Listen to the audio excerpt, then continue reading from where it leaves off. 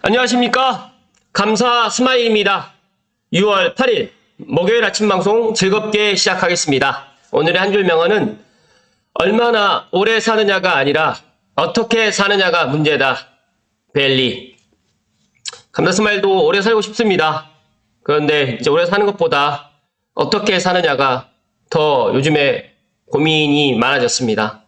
아침마다 방송을 하면서 제가 제 방송을 갖다 보시는 분들이 점점 늘어나고 있는데, 제가 도움이 조금이라도 될 수 있는 그런 방송이 되기 위해서 오늘 아침에도 또 생각하고 또 행동으로 또 실천하고 있습니다. 감사 스마일 TV를 애청하신 분들만이라도 오래 사는 것보다 어떻게 또 행복하게 건강하게 살 수 있는지 항상 고민을 하셨으면 좋겠다는 말씀 먼저 드리고 시작하겠습니다. 방송에 앞서서 경기도 국민평형 84 인기 맵이라고 아파트 랩에서 이야기를 해주셨는데 70% 이하는 송도, 70% 회복은 일산, 평촌, 광명, 운정, 그리고 80% 회복은 과천, 광교, 위례, 수지, 동탄, 미사, 검단, 그리고 90% 회복은 분당, 판교라고 이야기를 하는데 삼송과 원흥과 지축, 향동, 덕은 같은 경우에는 아마 70에서 80% 사이에 지금 고점 대비 회복을 하고 있는 것 같습니다.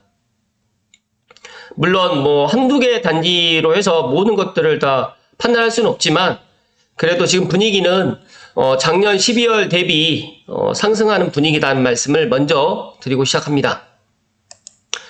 그리고 오늘 방송 드릴 주제하고도 밀접한 관계가 되어 있는데 대곡 수사선이 다음 달 1일 날 개통을 합니다. 그런데 많은 분들이 이제 이 개통 사실을 모르고 있는 것 같더라고요. 모르시는 분들도 있으세요.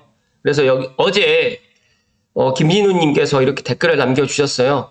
정말인가요? 서울 강서에서 일산 고양시까지 출퇴근하는 사람입니다.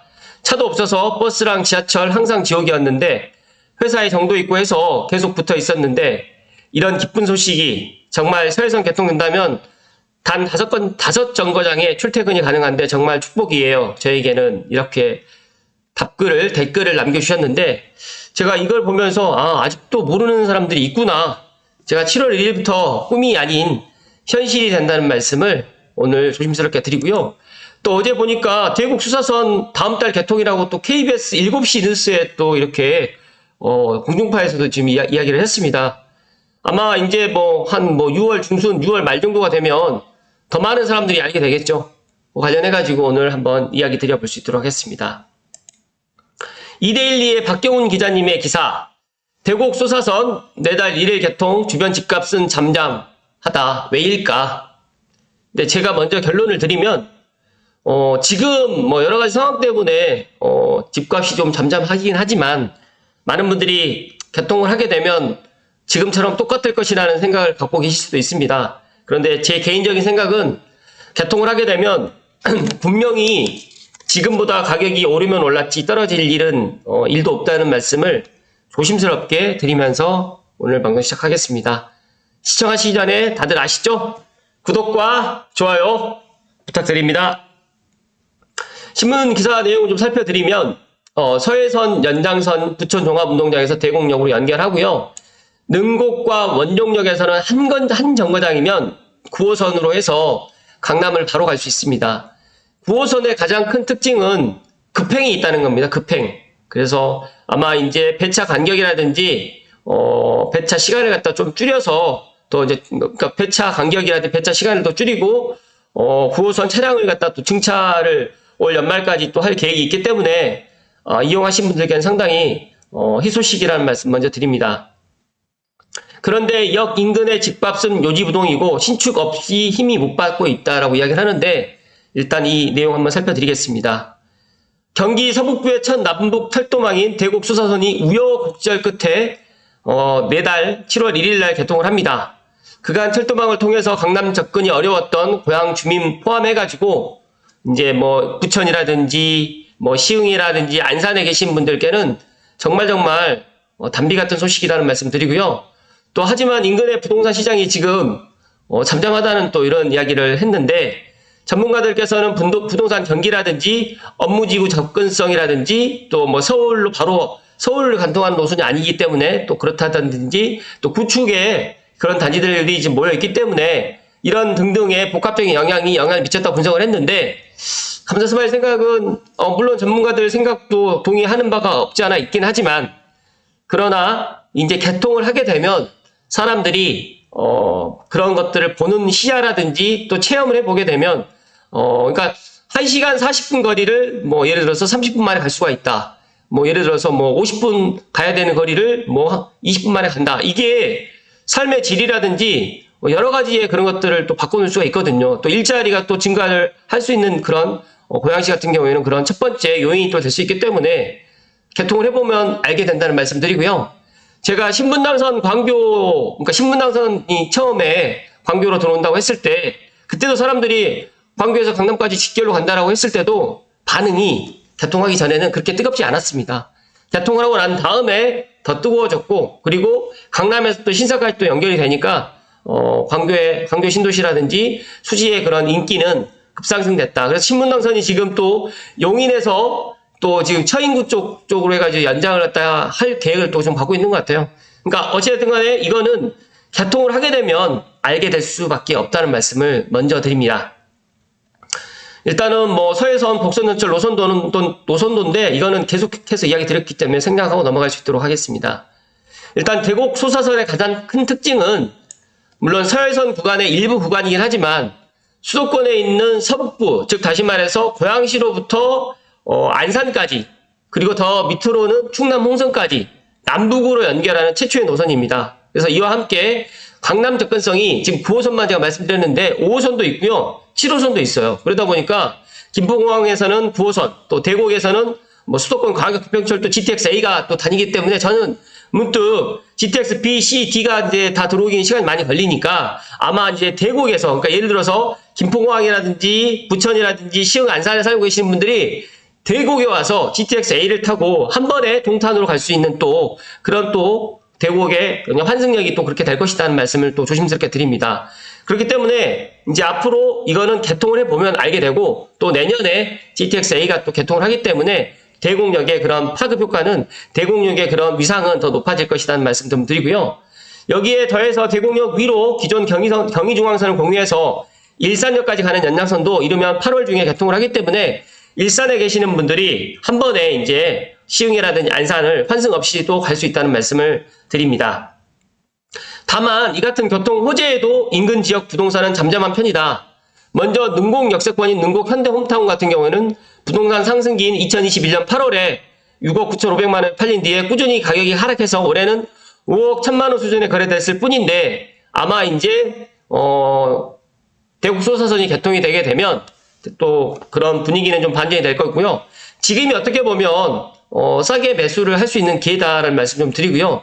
또 GTX가 정차하는 대곡역 인근 아파트인 토당동에 있는 대리 미차 같은 경우에도 올해 4억 4천에서 5억 원 등 겨우 2건의 거래만 완료됐다. 근데 여기에 있는 아파트들이 조금 오래된 아파트들입니다. 그러니까 준신축, 그게 신축급이 아니고 10년 이내 아파트가 아니다 보니까 상대적으로 지금 보면 화정이라든지 원당에 있는 그런 아파트들보다 제가 봤을 때 삼송이라든지 원흥역 주변이라든지 원흥지구라든지 지축에 있는 아파트들이 지금 거래를 갖다가 조금 더 활발하게 지금 되고 있다는 말씀을 제가 드립니다. 그러다 보니까 여기에 지금 기사 내용이 이제 대곡역과 능곡역을 갖다 이야기를 했지만 제가 생각했을 때 구축과 준신축, 신축의 차이는 분명히 있고 지금 제가 알고 있기로 대곡역 롯데라든지 두산이라든지 이쪽 같은 경우에는 작년 대비 지금 가격은 또 올라가고 있고 사실 이제 지금 매수를 갖다가 희망을 하려고 한번 문의를 해 보시면 아시겠지만 또 호가조차도 지금 올라가고 있습니다. 그렇기 때문에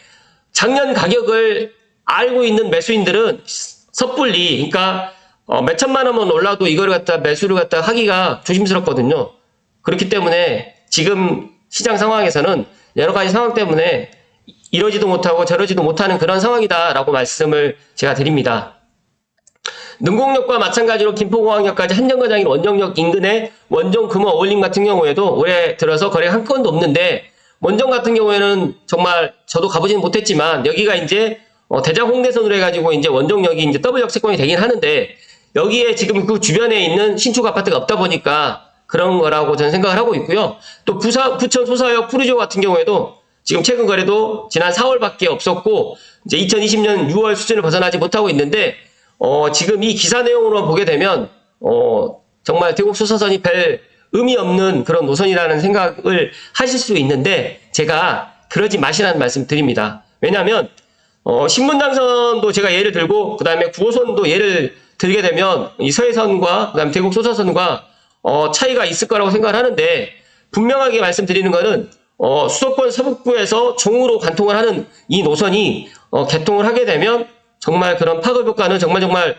높아질 거고요. 또 많은 분들이 생각하지 못했던 GTX-A 대곡역으로 해가지고 환승이 된다는 거는 김포공항뿐만 아니라 인천, 그 다음에 김포, 그리고 시흥, 안산, 부천에 계시는 분들이 대곡 수사선을 이용해가지고 GTX-A로 서울역을 또 한 번에 갈 수가 있고 더 나가서 삼성역이라든지 동탄까지 또 제가 어제 동탄을 또 다녀왔는데 정말 동탄은 정말 우리나라 최고의 신도시라는 말씀을 또 감히 방송에다가 좀 이야기를 드립니다. 어찌됐든 간에 이 대곡 수사선은 개통을 하게 되면 제가 이야기한 것보다 더 큰 그런 파급 효과와 이상을 드러낼 것이라는 말씀 드리고요. 제가 계속해서 이야기 드리지만 2달 전에도 이야기 드렸고 1달 전에도 이야기 드렸지만 어떻게 보면 고양시에서 내 집 마련을 희망하시는 분들은 정말 마곡이라든지 김포공항이라든지 인천공항에 충분한 배후 도시가 고양 특례시가 될 것이다. 그리고 고양 특례시는 앞으로 입주 기업들이라든지 일자리가 점차 증가될 것이라는 말씀을 강하게 이야기를 드립니다. 여기에서 전문가들은 철도 개통에도 지역 부동산 힘을 못 쓰는 근본적인 이유가 또 여러 가지 지금 현재 부동산 시장 상황을 또 들었지만 제가 어제 방송에서 이야기 드렸던 것처럼 이제 지금의 고양시에 있는 아파트 5억대 예를 들어서 부천 소사에 있는 7억대 이런 아파트들은 이런 아파트 가격은 과거의 가격이 될 것이라는 말씀을 조심스럽게 드립니다. 여기에서 함 데이터 랩장님께서는 해당 노선이 강남이라든지 강화문 같은 주요 업무지구를 바로 관통하는 핵심 노선이라 보기 어렵다. 또 경강선을 또 이야기를 해서 예를 들어주셨는데 저는 분명하게 말씀드리는 거는 충남 홍성까지 또 2025년에 또 다 모든 연결이 또 되고 더 중요한 거는 안산, 시흥, 부천, 더 나가서 인천, 김포 그리고 서북권에서 고양시까지 또 고양시 같은 경우는 또 대곡 소사선뿐만 아니라 GTX-A까지 또 개통을 앞두고 있기 때문에 앞으로 이런 교통의 혁명을 갖다가 톡톡히 누릴 수 있을 것이라는 말씀 다시 한번 드리고요. 김포공항역이 지금 5개 환승역이 됩니다. 이 김포공항과 그 다음에 이 대곡을 갖다가 주목하신다고 하면 대곡, 능곡 그리고 능곡 지금 뉴타운 같은 경우에도 관리처분 인가가 지금 난 것 같기 때문에 지금 또 들어가도 저는 나쁘지 않게 보입니다. 많은 분들이 창릉 3기 신도시를 기다리고 장안기구를 기다리시는 분 제가 그 마음은 알겠지만 저는 민간 분양가도 상당히 높을 것이고요. 공공 분양도 많이 남아있지 않기 때문에 어떻게 보면 사전청약 당첨되신 분들은 가져가시라는 말씀 드리고 내가 공공 분양을 갖다 노리신 분들은 종잣돈 있으신 분들은 지금 아무도 관심 갖지 않을 때 대곡 소사선 라인에 있는 역세권 아파트 준신축 특히 삼성벨트 쪽으로 해서 내 집 마련을 하시라는 말씀을 조심스럽게 드립니다. 지금 제가 추가적으로 이제 이야기 드릴 게 하나 있는데 아주경제에 한지연 기자님의 기사 삼성 지축 미사 등 택지지구 뜨는 이유 있네 집값 지역 평균 상회된다 이 기사를 간단하게 좀 말씀드리겠습니다. 그러니까 택지지구 같은 경우에는 이제 많은 사람들이 이제 살기 좋아하는데 이제 거의 새롭게 조성된 도시라고 보면 됩니다. 그런데 여기에 이제 자족 기능이 빠져가지고 자족 기능이 들어가고 100만 평 이상이 된다라고 하면 이제 신도시로 이야기를 하는데 삼성과 원흥과 그다음에 지축 그리고 향농 같은 경우에는 엄밀히 따지게 되면 이 자족 기능이 거의 들어가지 못했습니다. 그런데 이 자족 기능이 이제 창릉이 들어옴으로 인해 가지고 또 들어올 거고요. 또 용산 시대가 또 되면서 이제 반대적으로 이제 직주 근접이 또 가까워지고 그리고 대곡 소사선 때문에 이제 마곡의 또 배후 도시가 또 되면서 또 일산 테크노밸리라든지 또 CJ 라이브 시대라든지 또 경제 자족 도시로 갈 수 있는 고양 특례시의 일자리가 지금 있는 삼성 원흥 지축 또 향동 덕은까지도 관심을 좀 갖게 되면 좋을 것이라는 말씀을 오늘 또 감히 이야기 드립니다. 왜 그러냐면 복잡하고 노후한 도심과 달리 쾌적한 주거 환경을 또 자랑하고 있고요.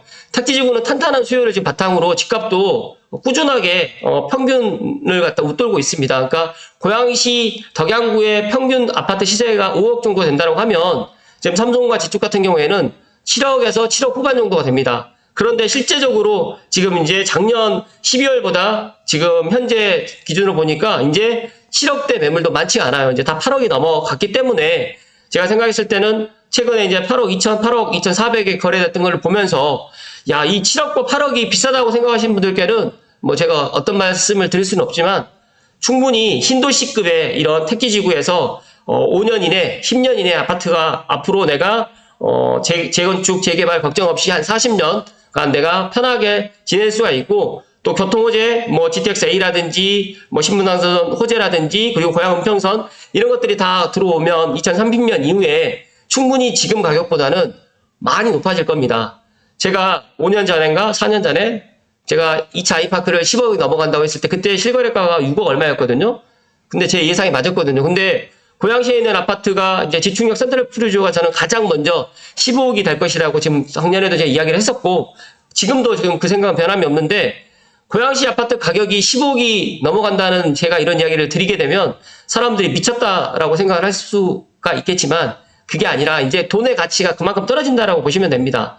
그러니까 예전에 우리가 6억을 아파트 기준으로 봤다라고 하면 지금은 아파트가 이제 9억으로 이제 보시면 되고요. 그러니까 서울 같은 경우에는 제가 봤을 때는 이제 10억 이하로 살 수 있는 아파트, 대단지 아파트, 역세권 아파트는 없다라고 보시면 됩니다. 그러다 보니까 어제 제가 이제 그 일반 공급 운정 자이 시그니처 그 경쟁률을 보면서도 상당히 놀랐는데 이게 놀랄 게 아닙니다. 이제 6억, 5억 이런 아파트들은 아마 이제 꿈의 가격이 될 것이고요. 이제 기존에 있는 구축들도 점점 가격이 상승할 것이다.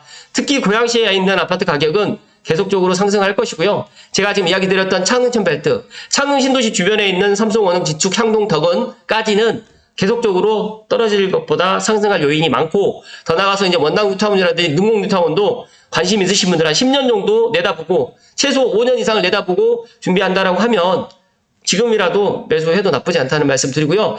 그래도 나는 돈이 없어서 종잣돈이 없어서 구축밖에 갈 수 없다라고 하면 고양시에 있는 화정이라든지 그 다음에 행신에 있는 아파트들 또 끼고 있는 아파트들로 선택을 하시면 좋을 것 같다는 말씀을 조심스럽게 오늘 감사스마일 이야기 드립니다. 잠시만요.